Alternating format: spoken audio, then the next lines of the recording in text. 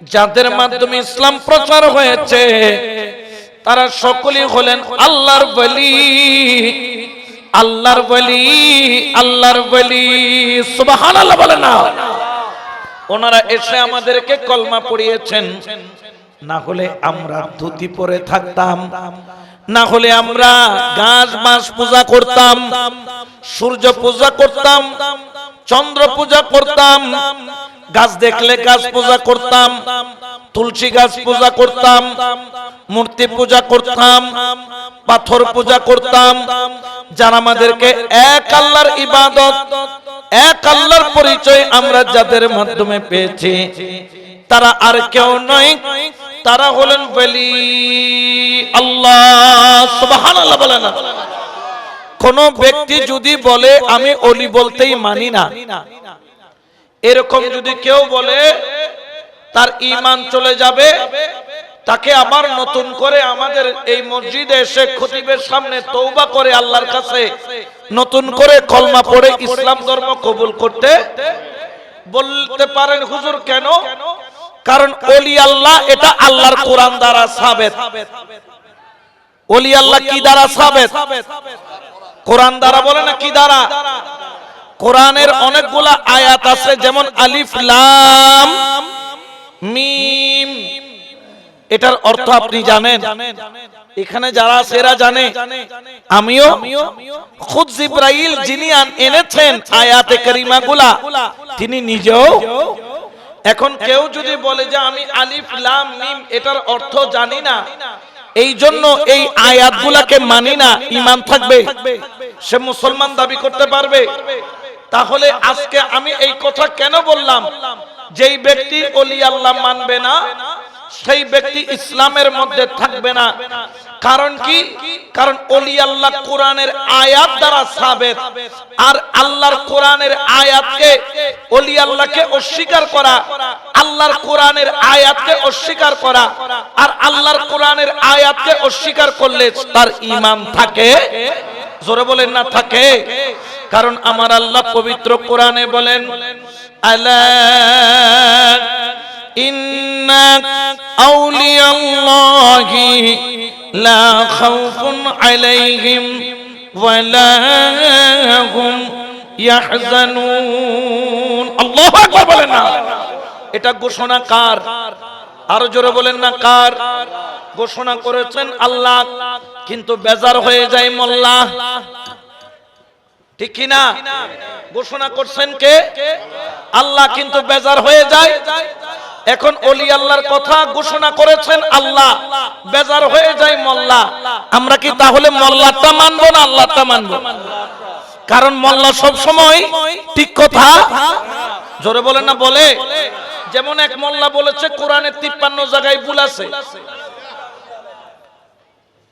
আমি বলে এর আইনে সাক্তার খালের মধ্যে আগে 30 বার সুবহান লাগবে। কি খালে? এই খালে দিলে হবে না, এই খালের পাওয়ার কম।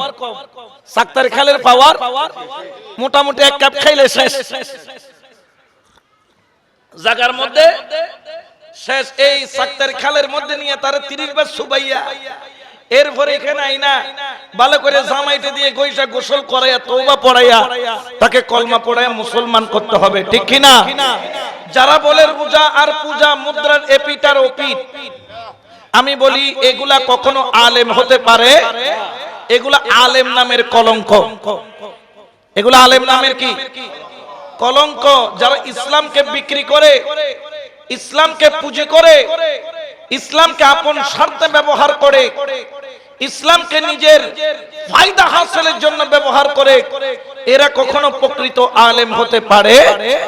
জোরে বলেন না পারে? তাহলে কেউ যদি আল্লাহর ওলিকে অস্বীকার করে তাহলে বুঝে নিতে হবে সে কোরআনকে অস্বীকার করলো।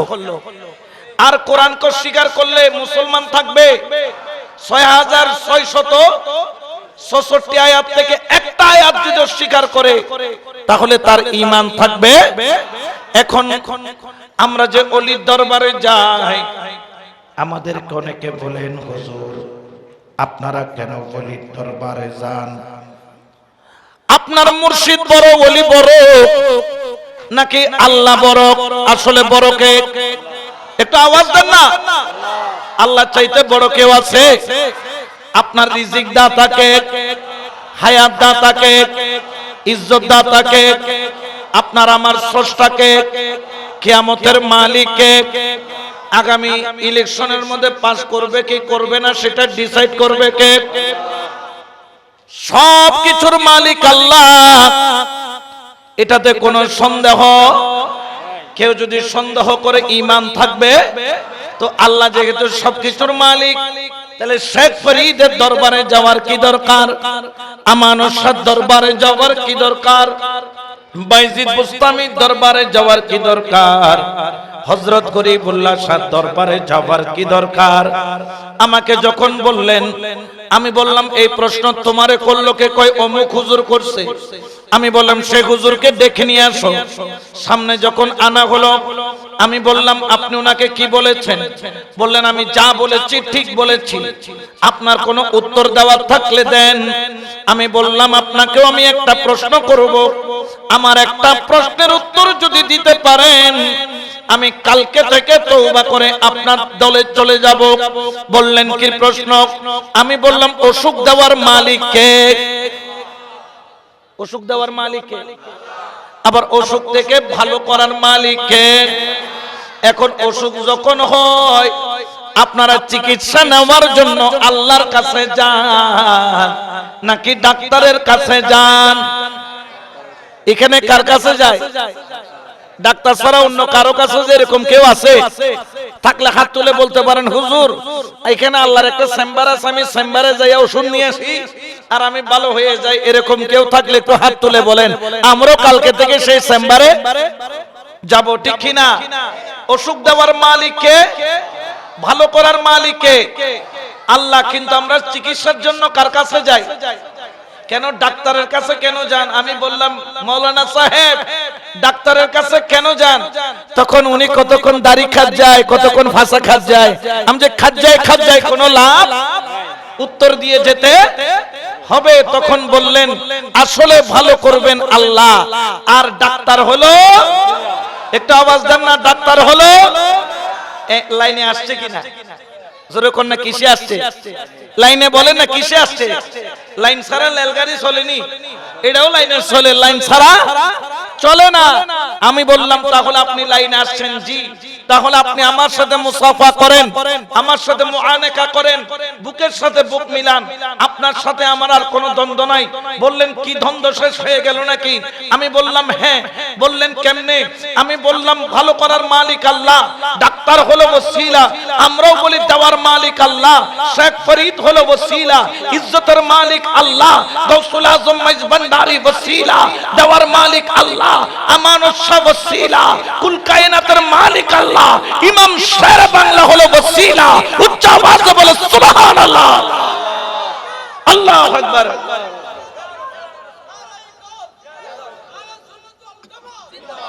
ঠিক কিনা? আরো জোরে বলেন না ঠিক কিনা? এখন ওনার আর উত্তর দেওয়ার কোনো ক্ষমতা। বললেন আমি অসুস্থ হয়েছে এই জন্য ডাক্তারের কাছে যাই। আপনি ওলির কাছে কেন যান? যে তোমারও যেই রোগ আমারও। বলে কেমন? আমি তোমার বডি রোগ হয়েছে এই জন্য তুমি ডাক্তারের কাছে যাও, আমার কলবে রোগ হয়েছে এই জন্য ওলির দরবারে যায়। ঠিক কিনা? আরো জোরে বলেন না ঠিক কিনা? এই জন্য শায়ের বলেন কেন চিনলি না রে মন গাউসুল আজম মাঝি ভান্ডারী মাওলানা কেমন, কেন গো চিনলি না রে মন, কেন গো চিনলি না রে গাউসুল আজম মাঝি ভান্ডারী,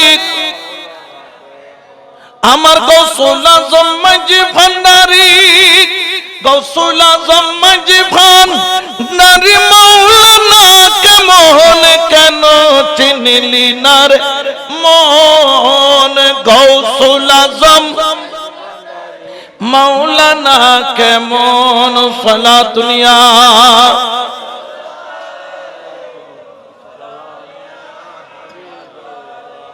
তখন আমাকে সাথে সাথে বললেন আমি তো জিন্দার কাছে যাই, আপনি তো মরার কাছে যান। নাউজুবিল্লাহ বলেন না। বলছে আমি তো জিন্দার কাছে যাই, আপনি যান কার কাছে? মরার কাছে আমি বললাম তো কি হয়েছে? বলে মরা কোন ব্যক্তি মারা গেলে 2 সেকেন্ডের জন্য 2 পয়সার জন্য কোন উপকার করতে পারে। দেখছেন নি শয়তানের বুদ্ধি কি কম নি? হেতে কয় আমি অস্ত্র জমা দিছি, কিন্তু ট্রেডিং জমা হেতে ট্রেডিং কাজে লাগায়। হেতে কয় হুজুর বুঝলাম জিন্দার কাছে না যাবেন, শেখ ফরিদ কি জিন্দা না মরা? আমগো দৃষ্টিতে জিন্দা, হেতাগো দৃষ্টিতে কয় মরার কাছে গেলে একটা মানুষ মরার পরে 2 পয়সারও উপকার করতে পারে। মরার থেকে আমার হাতের লাঠি অনেক ভালো, লাঠি দিয়ে আমি বিপদ দৌড়াইতে পারি, কিন্তু কোন ব্যক্তি মারা গেলে কিছুই করতে পারে না। বড় করে বলেন না নাউজুবিল্লাহ। আমি বললাম ঠিক আছে, আমি এখন প্রমাণ করে দিব মরা 2 পয়সার নয়, মরা অনেক পয়সার উপকার করতে পারে। আমি বললাম শেখ ফরিদের কথা বাদ দাও, আমি বললাম গৌসুল আজম মাইজভান্ডারির কথা বাদ দাও। এই এলাকার মধ্যে যদি মুসলমান গুনাহগার গুনাহগার গুনাহগার কিন্তু মুসলমান, সুবহানাল্লাহ বলেন, ওই ব্যক্তি মরার পরেও উপকার করতে, জোরে বলেন না, পারে কিনা? হেতে হাইসা কয় হুজুর আপনি বললে হবে নাকি, তার দলিল কি? দলিল কি? আমি বললাম তোমাদের দেশে মানুষ যখন মারা যায়, মরার সঙ্গে সঙ্গে মানুষকে কি আগে জানাজা পড়ায় নাকি গোসল দেওয়ায়? এখানে কি দেওয়ায়? আপনাদের দেশে কি দেওয়ায়? গোসল আগে না জানাজা আগে? জানাজা হয়। আমি বললাম তাহলে শোনো, ধরেন আমার সাথে আমার মুরব্বির মহব্বত, ঠিক কিনা? মহব্বত আসেনি? মুরব্বিরা যখন ওনার সাথে মহব্বত, ধরেন উনি আমার বাবা, আমি ওনার সন্তান, বয়সটা এরকম না? এরকম। তো আমি যখন ছোট ছিলাম উনি আমাকে পিঠে ডলে ডলে কি করাই দিতেন? জোরে বলেন কি করাই দিতেন? ডলি ডলি হইতে ঠান্ডা সত্তর গোসল নগরের খাসারা এক বসে ডলির নগরের ফিটিয়ে এরকম বলে কি বলে না? মা বাবার এগুলা কি বদদুয়া না দোয়া? এই যে বকাগুলা দেয় এগুলা কি? একটা সময় আছে দোয়া দেওয়ার কোন আর মানুষ থাকবে? উনি আমাকে গোসল করাইয়া দিল, আমার ঘাটটা ডলে ডলে পরিষ্কার করে দিল। কেন করে দিল? বলে সন্তানকে বাবা গোসল করাইছে, কিন্তু বিনিময়ে কোনো সওয়াব নাই। বলে না বিনিময়ে কোনো সওয়াব, কিন্তু মহব্বত আছে। এটার দ্বারা কি বাড়ে? বাবার ছেলের কি বাড়ে? মহব্বত বাড়ে। কিন্তু দেখা গেল আল্লাহ হয়তো ওনাকেও আগে নিতে পারে, আমাকেও আগে নিতে পারে। কারণ হলো দুনিয়াতে আসার একটা সিরিয়াল আছে, কিন্তু যাওয়ার কোন সিরিয়াল নাই, ঠিক কি না? যেই দিন দুইজনের একজন চলে যাব, আমাকে দাফন করার আগে, জানাজা দেওয়ার আগে গোসল দেওয়াবে। ধরেন আমি মারা গেলাম, আমার এই বাবা আমাকে গোসল করাচ্ছে, মইয়তের গোসল, মইয়তের গোসল। আমার পিঠটা ডলে ডলে গোসল করায়, আর চোখের পানি ছেড়ে বলে সন্তান কথা ছিল তুই আমাকে গোসল করাইয়া কবরে নিয়ে যাবি, কিন্তু না না, আল্লাহ কি হুকুম করলো, আজকে আমি বাবা হয়ে তোর সন্তানকে মওতের গোসল করাচ্ছি। আচ্ছা আগেও গোসল করাইছিল, মওতের পরেও গোসল করাচ্ছে। হাদিস শরীফের মধ্যে পাওয়া যায়, বাহারের শরিয়ত কিতাব, এবং শুধু তাই নয় ফতোয়া রাজবিয়ার মধ্যে এই ফতোয়াখানা পাওয়া যায়। বলতেছেন কোন মাইয়তকে যখন গোসল করানো হয়, ওই মাইয়তকে যখন গোসল করাইয়া দেওয়া হয়, যখন মাইয়তকে সাবান দিয়া কাপড় দিয়া ডলে ডলে গোসল করায়, মাইয়তের শরীর থেকে পানিগুলা যখন সাবান পানিগুলা যখন ধুয়ে ধুয়ে পড়ে যায়, যখন মাইয়তের গায়ের পানি ঝরে, যিনি গোসল করান আল্লাহ তার জীবনের গুনাহ মাফ করে দেন।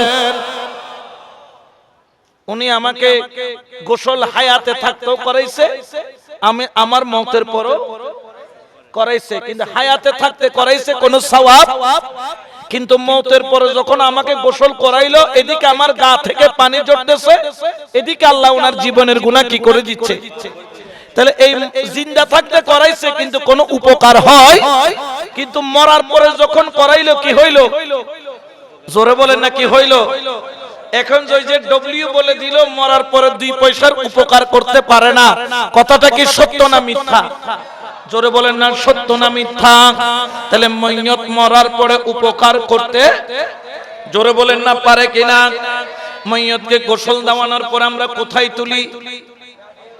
খাটিয়া বলে না, কোন খাটে? বক্স খাটে, ওই সেকুন্ড কাট দিয়ে যেটা 2.5 লাখ টাকা দিয়ে বানাইছেন এটাতে, না মসজিদ একটা আছে এটাতে, এটাতে তুলেনি। এটাতে যদি কই এখন 1000 টাকা দিমু এক রাতে ঘুম জান যাইবেন নি, কিন্তু এটাতে না, এটা কোনো উপায়, জোরে বলেন না কোন উপায়। এই জন্য তো শায়রে বলেন, দুয়ারে আই সাসে পালকি নয়রি যাও চলো রে চলো সবে, আল্লাহ রাসূল মুখে বলো সবে, আল্লাহ রাসূল মুখে বলো সালাতুনিয়া রাসূলুল্লাহ আলাইকুম। কোন খাটের মধ্যে তোলা হবে? আপনার ঘরের খাটে নয়, মসজিদের খাটের মধ্যে যখন আপনাকে তোলা হবে, আপনাকে তোলার পরে প্রথমে 10টা কদম দেওয়া হবে, এরপরে মঞ্জিল পরিবর্তন করবে, কাঁধ পরিবর্তন করা, এরপরে আবার দিবে 10টা কদম, আবার কাঁধ পরিবর্তন করবে, আবার দিবে 10টা কদম, আবার কাঁধ পরিবর্তন করবে। এইভাবে 10টা করে 40টা কদম দিয়া কয়বার কাঁধ পাল্টাবে? কয়বার? 4বার। কদম দিবে কয়টা? আপনাদের এখানে এরকম করেনি? এখানে করে? করে, ঠিক আছে তো? আপনাদের ওই যে আপনাদের দেশেও করেনি? সবার দেশে একই নিয়ম।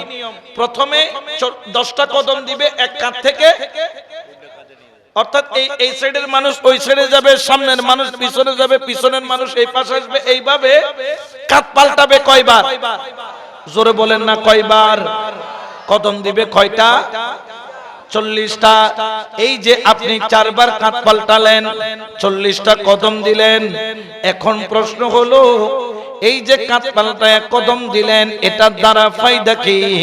কিতাবের মধ্যে পাওয়া যায়, এই 40টা কদম দিয়া 4বার যখন কাঁধ পাল্টাবেন, আমার কামলিওয়ালা নবী আল্লাহর তরফ থেকে ঘোষণা করে, বান্দা জেনে রাখো, ওই 40টা কদম দেওয়ার দেরি, কাঁধ পাল্টানোর দেরি, 40 কদমের বিনিময়ে তোমার এমন 40টা কবিরা গুনাহ মাফ করে দেওয়া হবে, মাফ করে দেওয়া হবে। যেই 40টা কবিরা গুনার মধ্যে একটা কবিরা গুনাহ থাকলে তুমি নিশ্চিত জাহান্নামী, জাহান্নামী। এই রকম 40টা কবিরা গুনাহ ওই কাঁধে নেওয়ার কারণে, 40টা কদম দেওয়ার কারণে আমার আল্লাহ মাফ করে দিবে।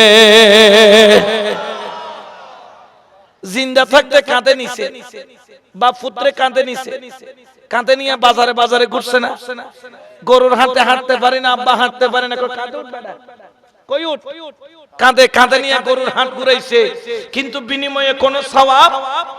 কিন্তু আমি সন্তান যখন মারা গেলাম, বাবা যখন কাঁধে নিল, 40 কদম দিল, 40টা কবিরা গুনাহ, তাহলে মরা পরে কি উপকার হইল না জিন্দা অবস্থায় উপকার হইল? তাহলে মরা যে উপকার করতে পারে না, এই কথা যারা বলে, তাইলে বোঝা যায় এরা হচ্ছে বলদ। এরা কি?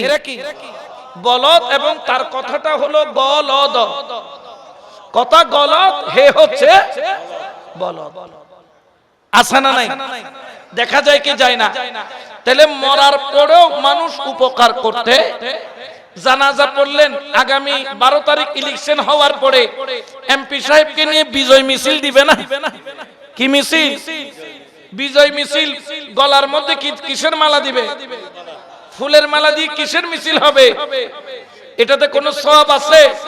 কিন্তু মওতের পরেও একটা মিছিল হবে, সমাবেশ হবে, যেটার নাম হচ্ছে জানাজার নামাজ, ঠিক কি না? এই জানাজার নামাজে শরীক হলে আপনাকে এক কিরাত পরিমাণ সওয়াব দেওয়া হবে, শুধু ওই মাইয়তের জুলুসে, মাইয়তের জানাজায় উপস্থিত হওয়ার জন্য। উচ্চ আওয়াজে বলেন না সুবহানাল্লাহ। এক কিরাত সমান কতটুকু? কয় উহুদ পাহাড়কে ওজন করলে যতটুকু, এক কিরাত সমান জানাজা পড়লে এক কিরাত, দাফন করলে 2 কিরাত। তাহলে মরা উপকার করতে পারে কি পারে না? তাহলে মরা যদি উপকার করতে পারে, শেখ ফরিদ কি পাওয়ার কম নি? শেখ ফরিদের পাওয়ার কম, কারণ উনি বন্ধু কার? আরো জোরে বলেন না কার? আরো মহব্বতে বলেন কার? কারণ শেখ ফরিদের জবানে জিকির চলতো কার?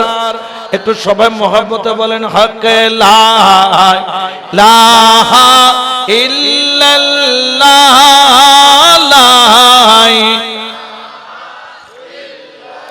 লা বলো লা ইলাহা ইলাহা লা।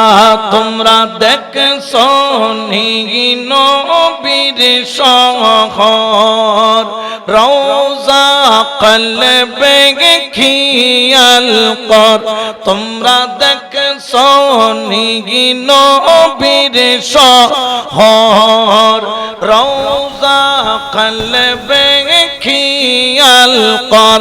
হায়রে কামেল পীরের চরণ দর, কলমা তৈয়বা জিকির কর।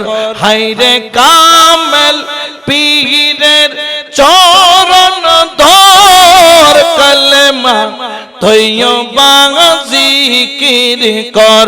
বলেন লা ইলাহা লা, বলেন লা ইলাহা, বলেন লা ইলাহা ইল্লাল্লাহ, লা ইল্লাল্লাহ, বলেন লা ইলাহা লা ইলাহা। আসমান সুন্দর, জমিন সুন্দর, আরো সুন্দর গাছপালা। বলো আসমান সুন্দর, জমিন সুন্দর, আরো সুন্দর গাছপালা। হায়রে তাহার চাইতে অধিক সুন্দর নূরে মুহাম্মদ সাল্লাল্লাহ। বলো তাহার চাইতে অধিক সুন্দর নূরে মুহাম্মদ সাল্লাল্লাহ। বলো লা ইলাহা। যদি মরার পরে উপকার করতে পারে আল্লাহর ওলি, পারে কি পারে না? আরো জোরে বলেন না পারে কি পারে না? ক্ষমতা দিয়েছেন কে? কিন্তু বেজার হয়ে যায় মোল্লা, বেজার হয়ে যায়। ক্ষমতা দিয়েছেন কে? এই জন্য আমার আল্লাহ বলেন আলা ইন্না আউলিয়াল্লাহি লা খাউফুন আলাইহিম ওয়া লা হুম ইয়াহজানুন।